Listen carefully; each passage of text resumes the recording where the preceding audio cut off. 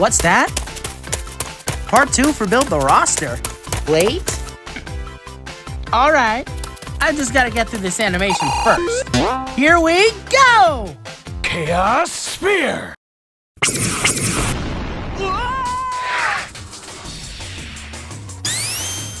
Whoa!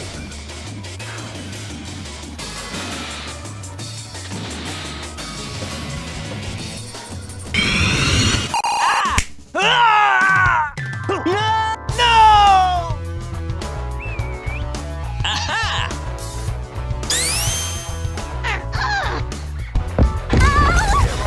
Out of my way! The rest of them, the best. How's this? Woo! Feeling good!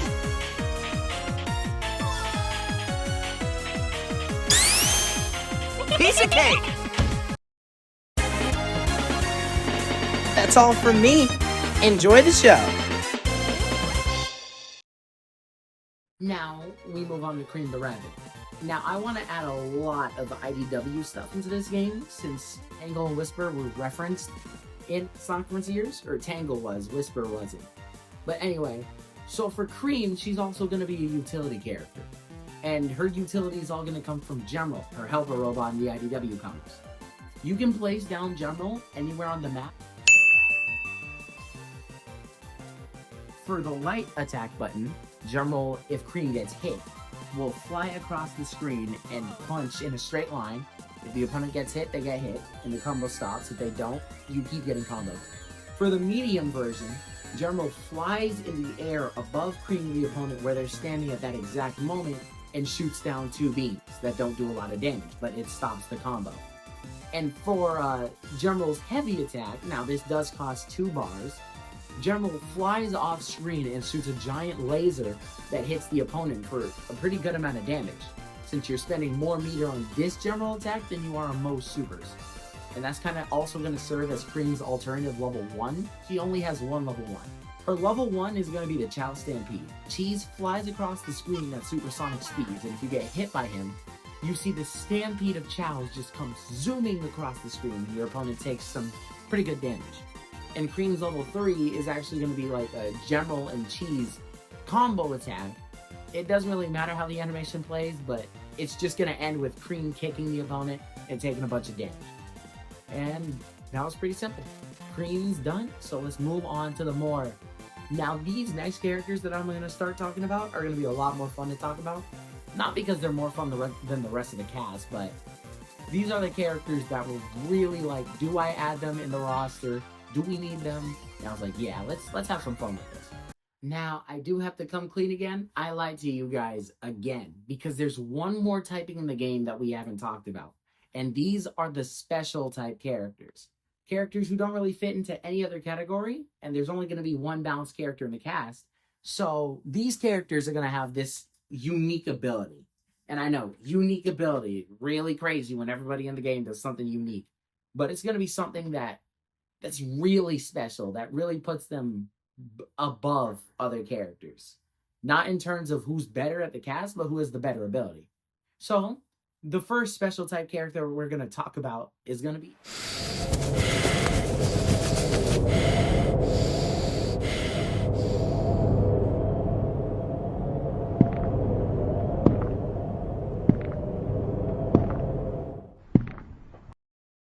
Be careful where you step.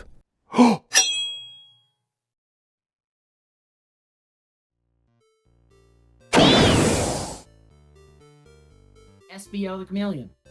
SBO was a really cool character in the Sonic games, and I had to put him in the game. I was thinking maybe just put the entire Team Chaotix, but that kind of fluffs up the roster. We're kind of reaching the end of the base roster here. So I just wanted to add SBO. He had to be in the game. So here's how SBO is going to work.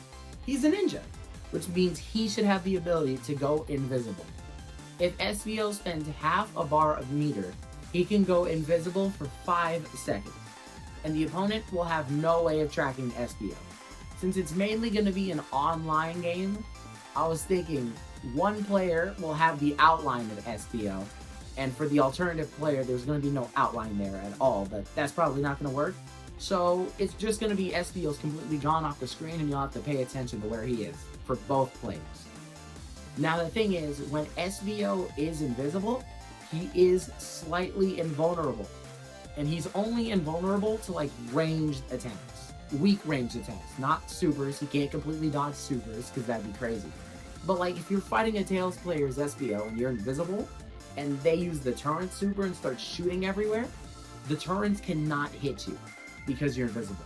When you come back though, the second you come back, you're able to be touched again. Which I think is going to be a good way to balance it out, since I don't want SBO to be too broken, but as a special type character, he deserves something special. Now, let's talk about the supers. For SBO's level 1 super, I'm thinking he can like have a decoy, right?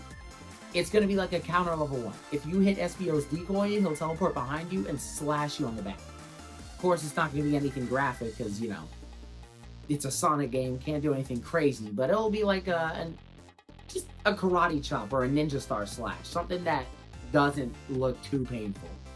For his level 3 super, I'm thinking SBO could charge at you. He's charging at you like a rhino.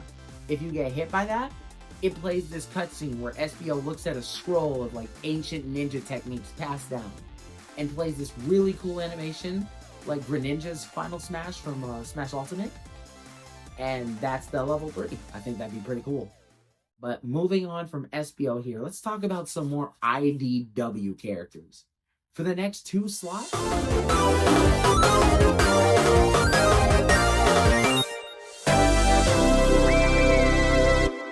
Tangle and Whisper. Tangle is going to be a strength type character, or a power type character, and Whisper is going to be a utility character. Let's talk about Whisper first, because I thought about her first. Whisper is going to be a character who uses her Wisp gun a lot. You can hold the special button to change between which Wisp you're using, and she's going to be a ranged character mainly. So like every Wisp is going to have a different ability. You use the Lightning Wisp, you can stun your opponents for like half a second. You use the Cube Wisp, and you can like slam the floor with your opponents on it, and if they're blocking, it's an unblockable attack. So if you're right next to them and like you want to mix up and use the Cube Wisp, that's a guaranteed combo right there if your opponent doesn't know how to play around that. And so on and so forth for other Wisps.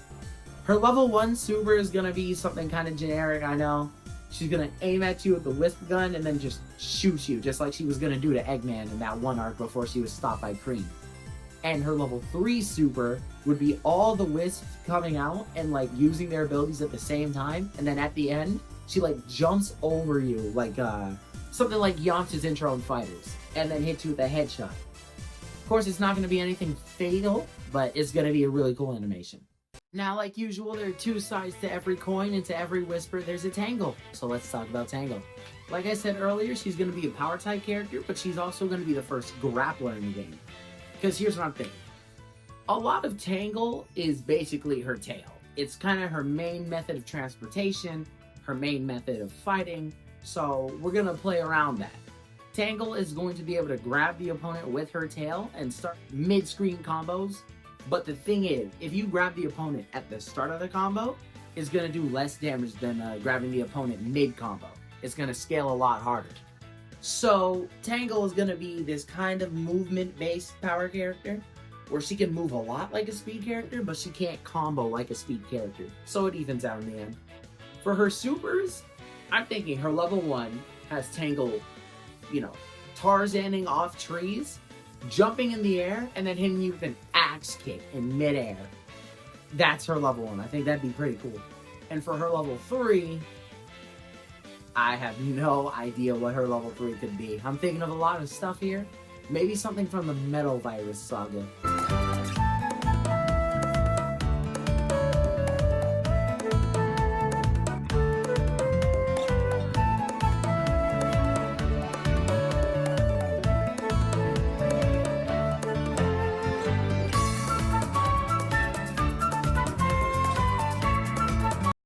I'm gonna let you guys think of her level 3, because right now I really can't think of it.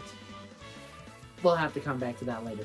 And for the last character in the base roster, don't listen to him. He's a liar, and ugly, and smelly, and he stinks. I bet none of you can guess who it is. I'll give you 5 seconds. That's enough time.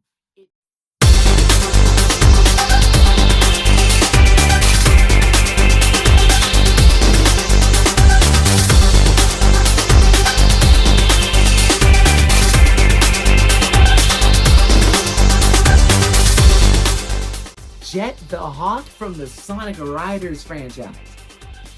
I know a lot of you guys are confused right now. You're like, Jet? Jet? And I'm like, yep, it's Jet. Not Eggman. Eggman is coming in a future DLC. But it is Jet the Hawk who is the next DLC character. DLC. Jet the Hawk is the next base roster character. He is going to be another special type character because a lot of his abilities are going to be based off of his hoverboard. Extreme gear. I'm not uncultured. Anyway, here's how it works. Jet is going to have this little meter for his hoverboard's health. When he's on the hoverboard, he's basically like a speed type character. But his hoverboard can be destroyed if he takes enough damage, around 50% HP. Once it gets destroyed, he turns into a power-based character where he's slower than the rest of the class, but his combos do some pretty good damage. But the thing is, Jet can also repair his hoverboard. He can repair it by holding down the special button when it's safe, and he can repair it like, let's see here. Silver, since he only has 3 bars of an ESP, since Silver only has 3 bars, his ESP meter is slow. Since Blaze has 7, her fire meter is super fast. It's in the middle of those. It's like a medium speed. And you also get the hoverboard back at the start of every new round. So if your opponent destroys your hoverboard and they kill you, or you kill the opponent, next round, the hoverboard is back and Jet starts out as like a speed type character again, even though he is a special type character. For his level 1 super, you can have Jet, Wave, and the big guy. Jet, Wave, and Storm. They can fly past you in this little circular formation, and then all 3 of them jump off their hoverboards and they all crash into you at the same time. But the hoverboards don't explode because, you know, it's most of Jet's kit.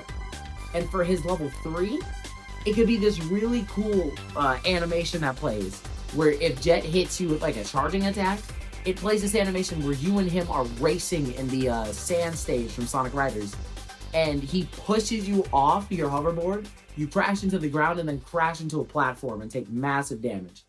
And then if it kills, or KOs, it plays this cool animation where Jet is like standing victoriously with the trophy in his hands that he won by cheating.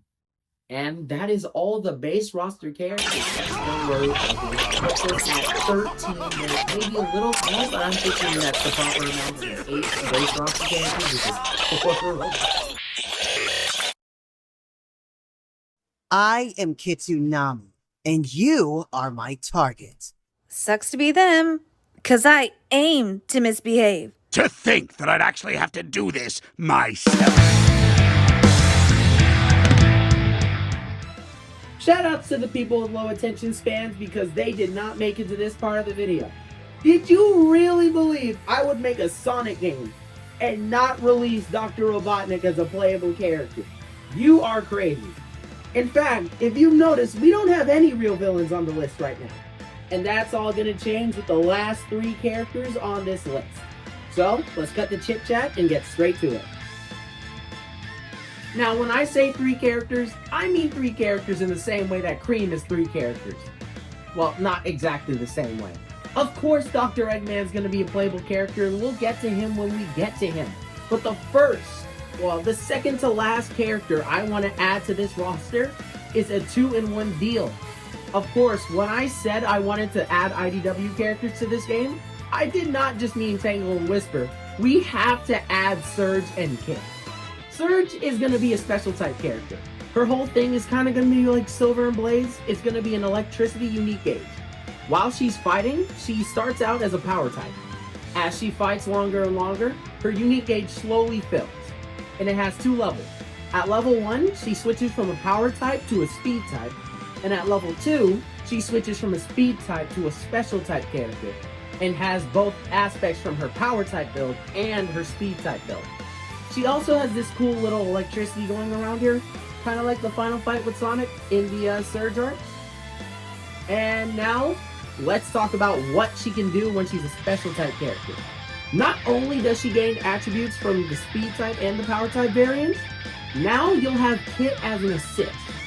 And when I say an assist, I don't mean in the same way as Cream, where you can have Kit like stop enemy attacks. Kit is going to be permanently a part of Surge's combos.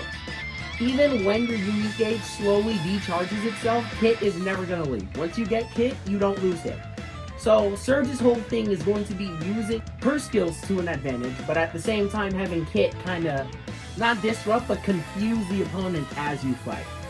For Surge's level 1, I think it could be a really cool... Now, I hate having homie attacks as a level 1, but maybe that Blitz combo she did against Starline's Eggman robots, I feel like that could be a cool level 1 to throw back to.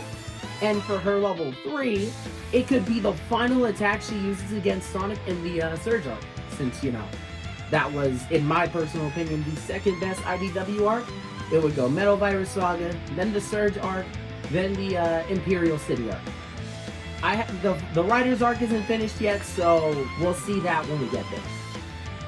Last, but certainly not, we have in this roster. Now, who is it?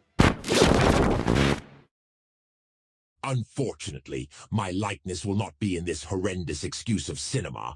I'll be using this feed for my new invention to destroy Sonic. Now be gone.